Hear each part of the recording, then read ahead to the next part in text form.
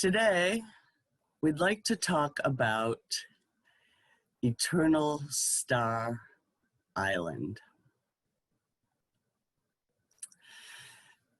Star Island is eternal in many different ways. It's eternal physically. It's existed for millennia and will continue to go on for millennia. Physically, the island is composed of granite and gneiss, and rocks don't really have a lifespan. They just change form. So the physical composition of Star Island is most certainly eternal. Star Island is also eternal in our hearts. Having visited there, Star Island becomes part of us, and we pass that on to our children and our grandchildren. And Star Island goes on in a heartfelt, soul-deep way for eternity. So several different types of communities have been lured to Star by its siren song over the centuries. Each of these communities came for different reasons, but Star Island became a part of them. And it can do the same for us, no matter where we are. Now, Star Island was used by indigenous people 6,000 years ago. And we have hints through archaeological digs on the islands about what people were doing here. They were trading, they were manufacturing tools, they were undoubtedly fishing. But in terms of recorded history, the first population to settle on the Isles of Shoals and on Star Island were fishermen who came from Europe in the mid-1600s. And by that time, there were about 500 people, fishermen, settled on the shoals. This particular image shows some of those fishermen as they would have been catching fish, codfish in particular. They're hand lining. They're pulling in cod into a small boat called a shallop, and they're doing it with a rope and a hook. Now, at the Isles of Shoals, it was a particularly good spot to catch cod. Each fisherman was catching up to 100 codfish a day. And those cod, and archaeological evidence supports this, those cod were considered, we call them now great cod. They weighed between 100 and 150 pounds. This was clearly really tough on these guys. It was dangerous work, and men were pretty much played out by their mid-30s fishing. The point of fishing for these men at the Isles of Shoals was to dry the codfish. Codfish was a commodity. Codfish was prized in many parts of the world, particularly in Europe. And they would fillet the cod and lay them out on these wooden racks called flakes to dry. The cod had to be turned frequently to bake in the sun. They were salted. If it rained, you had to run out and turn the cod skin side up, or the moisture would reconstitute the cod and ruin it. Or you could do, as some of the folks on Star Island did, run in and get your bed quilt to cover the cod to protect it from the rain. Now, the shoalers and the cod caught at the shoals produced a particularly fine product, almost like a foodie's dried cod. It was a boutique cod, and they had a recipe where they would pile the cod up interspersed with marsh grass and then lay it out on those wooden racks, those flakes, to dry in the sun. They could use less salt to preserve the cod because of the climate at the shoals. Not only was the cod fish some of the most spectacular fish you would find in the world, given the waters around the shoals, but the cod produced when you salted and dried it on Star Island was really, really fine. there was just the right amount of sun, just the right amount of wind. They could use less salt, and it produced a really fine product. But again, just like fishing for the cod, drying the cod was a labor-intensive, back-breaking work. The dried salted cod or dun fish produced at the Isles of Shoals was famous worldwide. It sold for 2 to 3 times the amount of cod dried anywhere else in the world. And that includes places like Iceland and Nova Scotia, Newfoundland. In their heyday, the folks at the Isles of Shoals, and this is the mid-1600s, were exporting about 200 pounds of cod, dried cod, every month from the Isles of Shoals. And this is why this community gathered. They gathered on Star Island for economic reasons. Some of them, when they made their fortunes, moved back to the mainland, but many of them stayed. Eventually, only 50 years later, 150 years later, eventually, fishing for cod died out as an occupation at the Isles of Shoals. There were a variety of reasons, but the main one was it was so lucrative that companies were formed out of Gloucester and Boston, and they would go out and fish the Grand Banks and stay out there for 2 weeks. And even though the cod wasn't as fine a product as around the Isles of Shoals, it was plentiful. And the little mom and pop operations on the Isles of Shoals with their shallops and dories just couldn't compete. So by 1700, the population of the Shoals was half of what it had been only 50 years earlier, at about 300 people. And then the Revolutionary War pretty much decimated what was to become New England, decimated their fishing fleet. By the early 1800s, there were only 100 people on the Isles of Shoals, most of them living in the village of Gosport on Star Island. To make a living, those people left on Star Island tried to diversify. You see the flakes, the fish flakes, deteriorated. Folks weren't well off. Some of them tried to go into fishing for herring, but that was a completely different operation. You needed a really fast boat to follow the schools of fish, and you needed nets, which were expensive. So the people of Gosport even set their children at the schoolhouse to making nets. They taught net tying so the kids could try and bring their families some income through herring fishing. But not everyone could afford to do that. Some took a different role. Elvin Newton, who owned Cottage B, set up as a middleman in the distribution line for salt fish cured at the shoals and around the shores back on the mainland. He acted as a distributor between the shoals and Canada. But most people were having a really hard time making a living on the Isles of Shoals. What always seems to happen, though, with the Shoals and Star Island, when the reason for one group of people to congregate and form a community there sort of fades out, somebody comes along with a new idea. It's as though the Shoals will not be left alone. And in the mid-1800s, a fellow came along and had an idea to build a grand hotel on neighboring Appledore Island. His name was Thomas Slayton, and by the time he finished the hotel, it slept 400 people. Now, Thomas Slayton building the Appledore House over on Appledore Island led the way to attract a whole new community to the Shoals. Over on Star Island, a prominent family in Gosport Village, the Caswells, started running 2 boarding houses, the Atlantic House and the Gosport House. And so that was another way to diversify and make a living on Star Island. Now, these operations were so successful, there was yet another hotel boarding house over on Smutty Nose Island.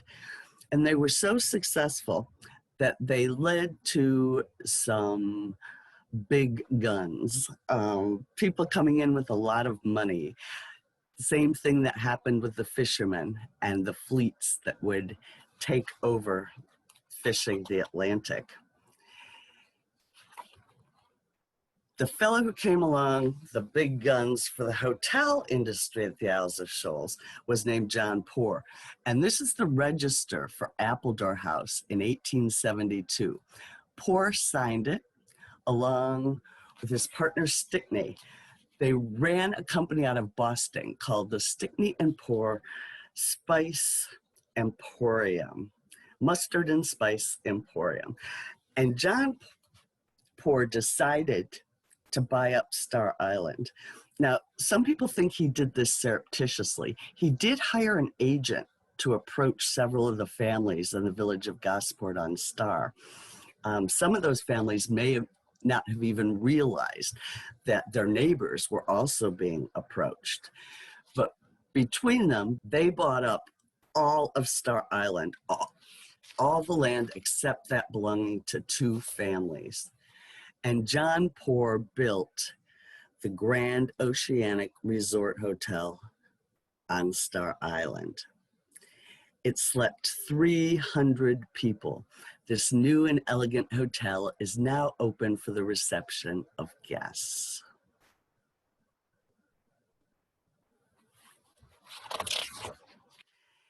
If you stayed at the Oceanic on Star Island, you had a choice of warm or cool bath, fresh or salt water. Mail was delivered from the mainland 3 times a day. Between them, the Oceanic on Star and Appledore House on Appledore attracted a really wealthy clientele. And people came to the shoals for the fresh, bracing sea air. They came for their health, but they also came because it was a social place to be seen.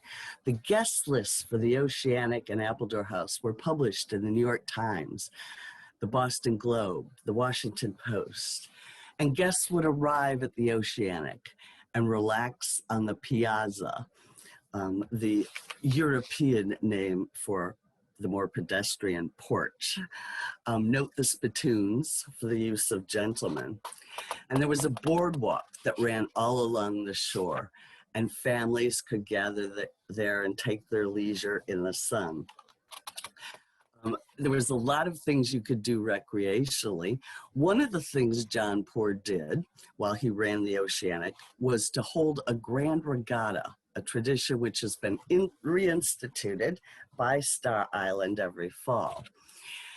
John Poor held the regatta at the shoals at Star Island for 2 summers. He sent invitations to every yacht club in the United States, 500 of them, and boats filled Gosport Harbor for the Grand Regatta, which is the topic for a talk we'll be doing later in the season. Sadly, the Oceanic only operated for 3 summer seasons before it fell claim to something that happened to a lot of our grand hotels. The Oceanic, and we'll see in a moment, sadly burned to the ground. But those who had sold their land to John Poor, those who lived in the cottages that we know and love today, that still exist, they deeply regretted having given up their land, having given up their place on Star Island. They desperately missed the Isles of Shoals and Star. But being shoalers, being dedicated shoalers, they did get their revenge on John Poor just a bit. This is a report from the New York Times. Referring to the hotel, it is named the Oceanic, but the fishermen of Gosport, taking umbrage at the efforts of Mr. Poor, the proprietor, to get them off the island, have called it the Poor House.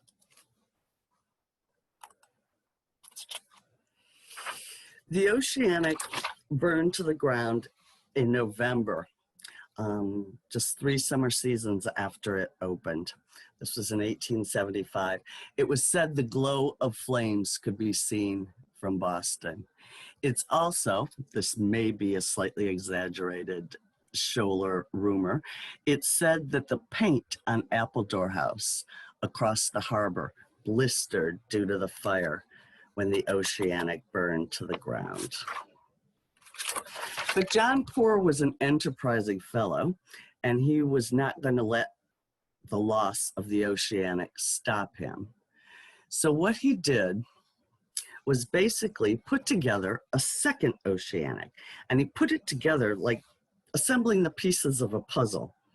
So he took 2 boarding houses, the Atlantic House and the already existing Gosport House.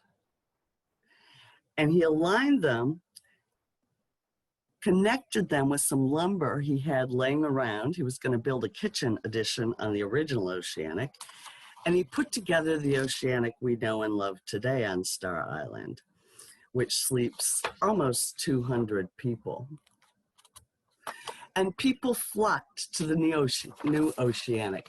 Papers reported it as equal in luxury and refinement as the original Oceanic. They came by steamer from Portsmouth, arrived at the dock with the old covered walkway. The pier was built by John Poor, the same pier that we land at today when we visit Star. And folks would walk up the boardwalk to the Grand Hotel, the second Oceanic. Maybe relax on the piazza.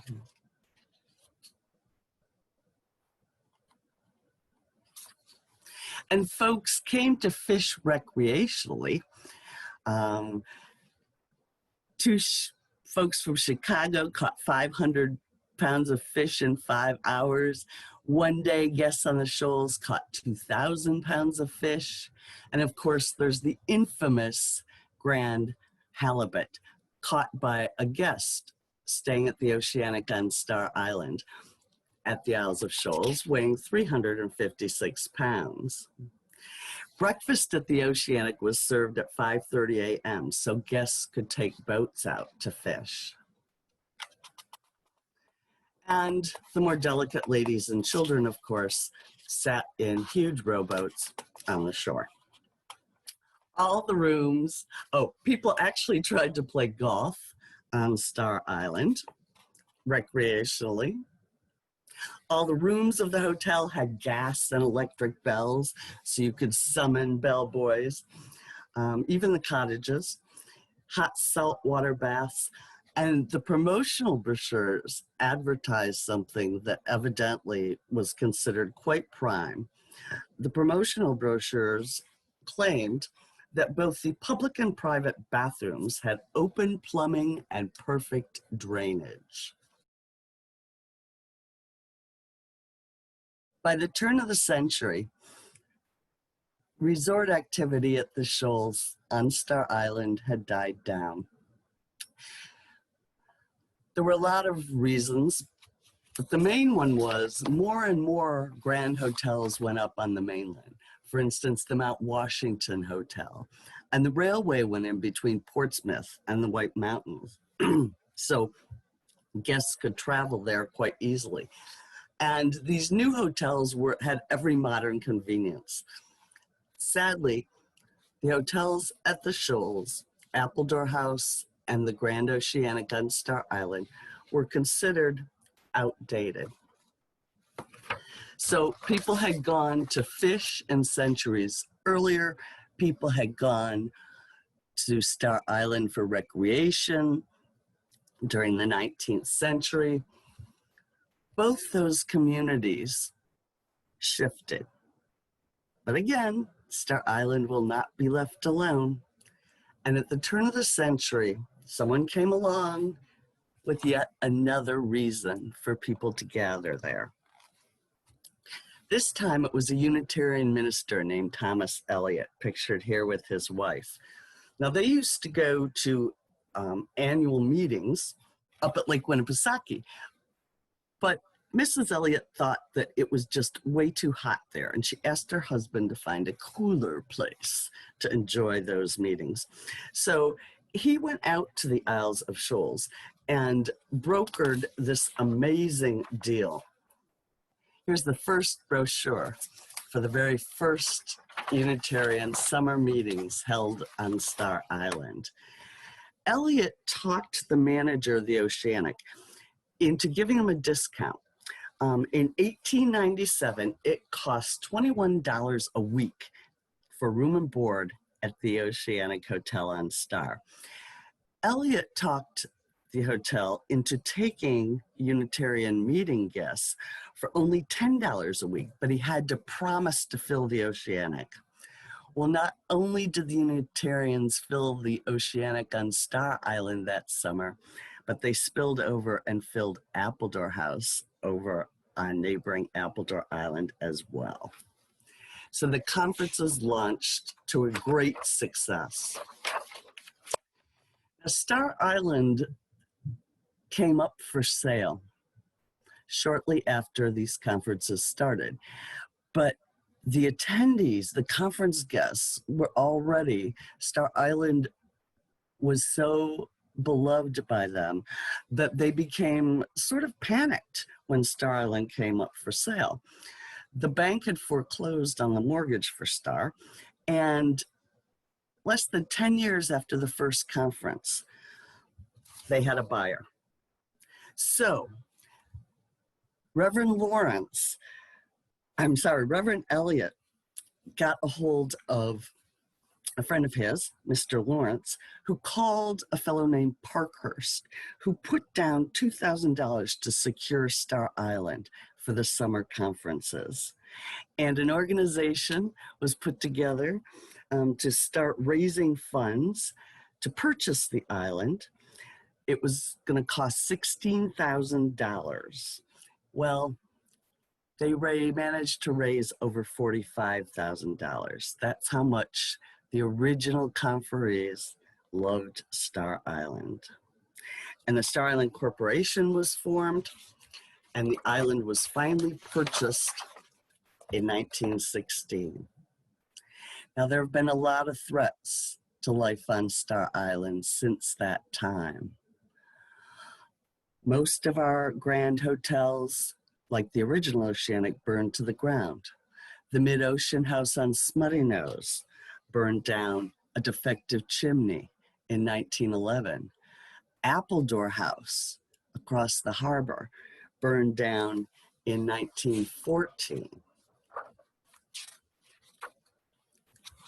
Storms on Star Island are both an economic and physical threat, but still, there is something eternal about Star Island. So except for the 2 world wars and this summer, conferences have been held on Star Island for over 100 years. Those conferences involve spirituality and renewal, along with education in things like science, arts, history. And the conferences have operated throughout the ages.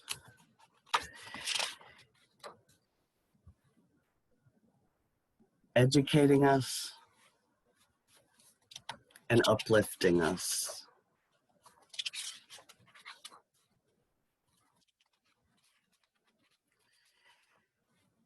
The conferences also involve community and connection.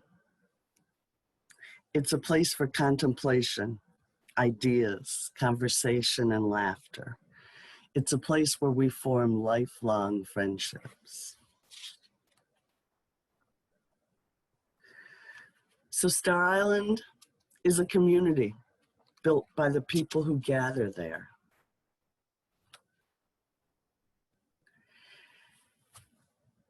There's something about Star Island that's humbling to our ego and exalting to our spirit. It's a place of balance where spirit is felt so strongly. star gets under our skin and goes bone deep, it changes us, and we carry it with us always. Star Island lives through us, through our children, our grandchildren, into eternity.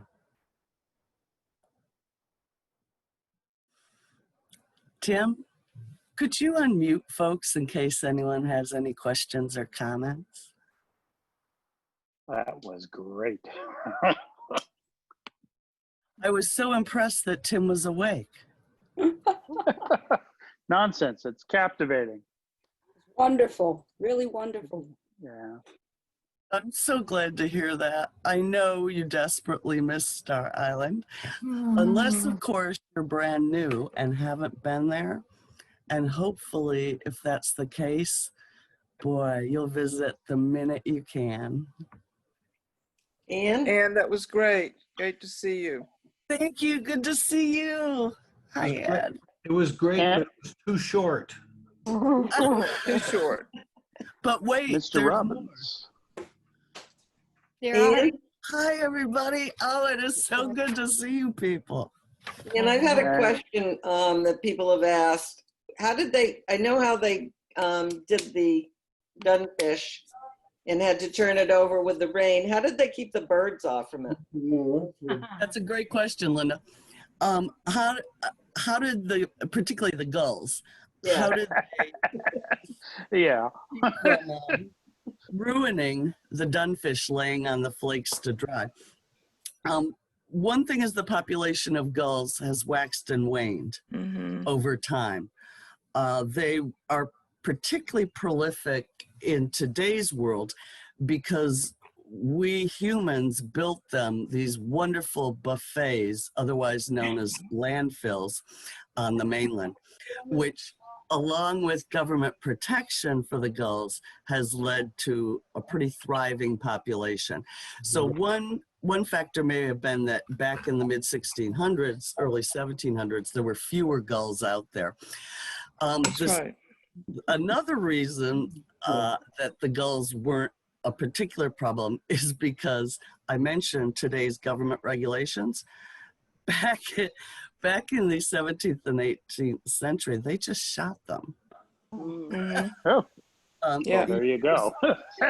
It was from their frame of mind, it was a very sensible thing to do. And the third thing I can tell you is that, and this is anecdotal, but when I talk about salt cod or dunfish on Star Island out at the shoals, I sometimes make salt cod hors d'oeuvres and force feed them to the audience. One of the times that I did that, I had some leftover salt cod, and I didn't want to pack it in my luggage and carry it back to the mainland. So I thought, what could I do with this? And I went, oh, the gulls. Because gulls can actually ingest salt water. They have ducts that'll excrete the salt. So I tore the salt cod in little pieces and flung it out to the gulls.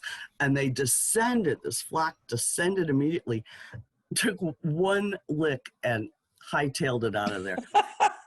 Evidently, it's just too salty even for the gulls. That's great.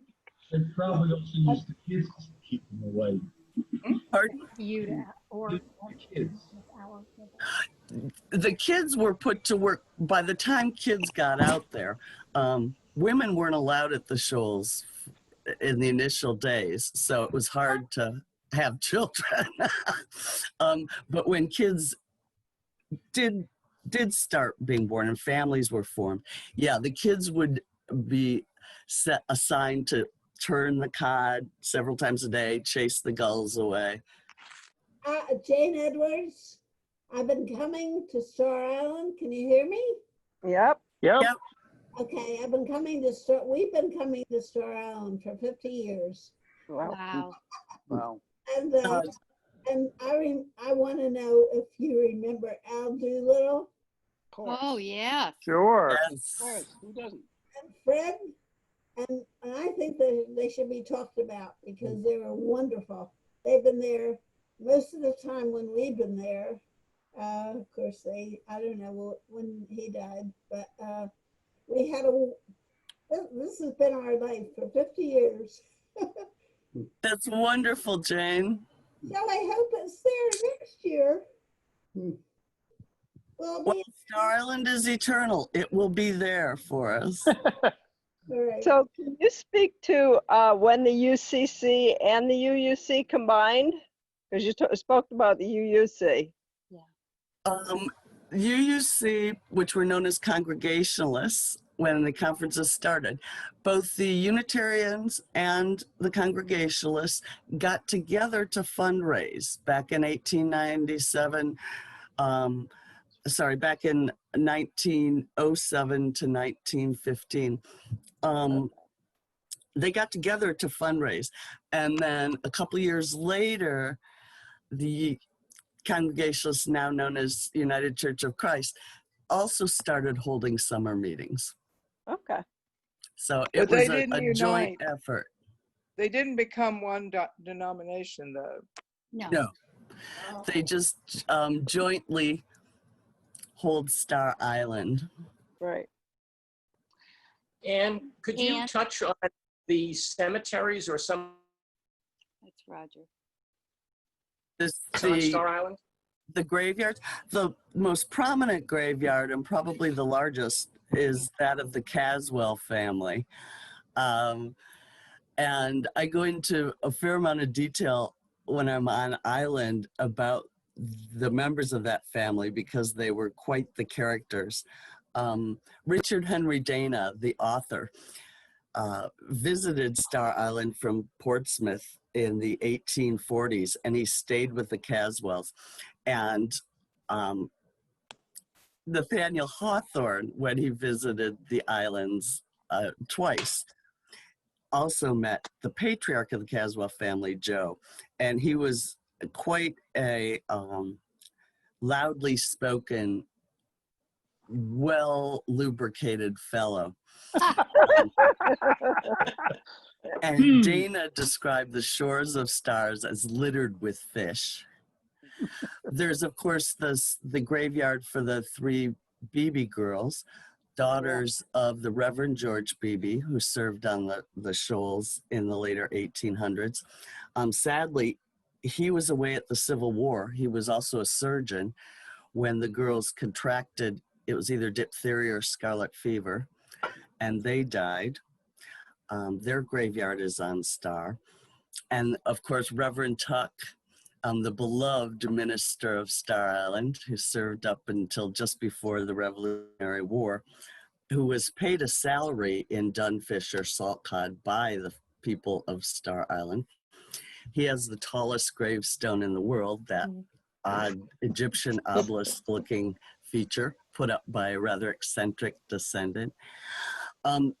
And there's more smaller individual graves.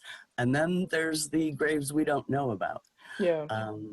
It's likely that most people, when they died, were put out to sea because the topsoil on Star Island is certainly not deep enough to bury bodies. So you can pretty much bet that anytime there's a crevice, there was a body buried there by family members. And this is Linda. I had another question, kind of off the subject, but I watched the one on the artists of the Isles of Shoals the other day. Yeah. And That was excellent. I was surprised to hear that John Greenleaf Whittier died under mysterious circumstances on Appledore. Did you ever research that? I would have to look into that. That's certainly nothing. I haven't heard that before. Haven't heard that? Which makes me wonder. Yeah. Yeah. Okay. I was just wondering because Oscar, I've never heard it either. Oscar Layton mentions that in his book, 90 Years at the Isles of Shoals or something like that. He mentions that. Oscar Layton, who's actually the subject of the next program that I'll be giving. Oscar Layton was a delightful man looking back in history. He did write the wonderful 90 Years at the Isles of Shoals, obviously when he was 90 years old. And Oscar had a tendency to perhaps embellish his tales. Mm-hmm. This said that he was Highly found entertaining. this said that he was found face down in a puddle. No, Oh, that's no. not John That's Greenleaf. not John Whittier? That's William Morris Hunt, Right. Oh, That's okay. right. You're right. famous artist. Okay, now it makes sense. All right. Okay. Sorry. William Morris Hunt, that's okay. William Morris Hunt was revered at the time. He was probably the most famous of the artists at that point in time, at the contemporary point, who visited Celia Thaxter's salon at the Isles of Shoals. And William Morris Hunt, In the reservoir. yeah, he was best friends with Celia Thaxter's husband, Levi Thaxter. And William Morris Hunt had just finished a commission painting murals on the walls of the Capitol building in Albany, New York. It was a particularly hard commission for him because Hunt suffered from vertigo and climbing on the scaffolding was kind of difficult for him. And so he finished this amazing set of murals. And the governor of New York walked in, looked at him and went, I don't really care for those. So William Morris Hunt was suffering from melancholy. And his best friend, Levi Thaxter, said, come on out to Appledore, we'll stay with Celia and boost your spirits. So William Morris Hunt went out there with his sister, and he did appear to be, his depression appeared to be lifting. And then one rainy day, Celia looked out from her third floor bedroom cottage window, and there in a small reservoir saw William Morris Hunt's body floating. The Portsmouth papers reported it as suicide, but Hunt's friends and family said he never would have done that. There was a broken umbrella found at sort of the shore of the reservoir. So they speculated that Hunt was using the umbrella to stabilize his balance, which he had a problem with. The umbrella broke and Hunt fell into the pond. Childhassam was particularly affected by Hunt's death. I have a question. Yes. So,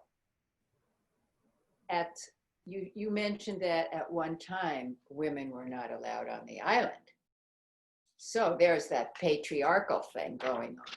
So when and how did women get to be allowed on the island? Okay. It wasn't just the Isles of Shoals, it was all the little fishing posts along the coast of what's now New England. There were between 6 and 8 of them in the mid-1600s. And women were not allowed because we were evidently just too distracting for the fishermen. Really, the English government was fearful of prostitution. So women were not allowed by law for that reason. The other thing that was not allowed on the Isles of Shoals was livestock, because it would pester the drying salt cod laid out on the flakes. So in 1647, a fellow took his neighbor, John Reynolds, to court. And this is on the records in York, Maine. He took his neighbor to court and accused him of harboring a goat, a pig, and a wife. That order, huh? Yeah. In that order? We're not sure which was the most nefarious. So the judge ruled that the livestock was a nuisance and continued to be prohibited. But he said the wife could remain as long as there was no further complaint against her. That changed life for the men at the Shoals and on Star Island tremendously, because you get a wife, you start having kids, you build a schoolhouse, you plant a garden. Life got a lot more comfortable for those hardworking fishermen. And you were talking about Celia Thaxter a few moments ago. Have you done any research about the time she lived on Star Island? A bit, yes. what's available. She just, when Celia was married, she was married when she was 16 to her tutor, Levi Thaxter, who was 27. And the first year of their married life, they lived on Star Island rather than Appledore, where Celia had spent some time growing up. And Celia described that year on Star Island as one of the happiest years of her married life. Levi was acting as a lay minister and a teacher on Star. I also know that Celia, when John Poor, after he built the Oceanic, he ended up selling it, the second Oceanic, to the Leighton family who ran Appledore House over on Appledore. And I know that Celia used to row herself from Appledore to Star to tend to the rose bushes that John Poor Wow. had planted along the walkway up to the hotel. Wow. So Celia and her friends would visit Star fairly often, particularly her friends, the writers Annie Fields and Sarah Orne Jewett, Yeah. who really cemented their friendship on Star Island. A photograph for a stereo, I don't remember what it is in Canton at the moment, of what looks like a summer house built next to Smith Monument. Yes. There?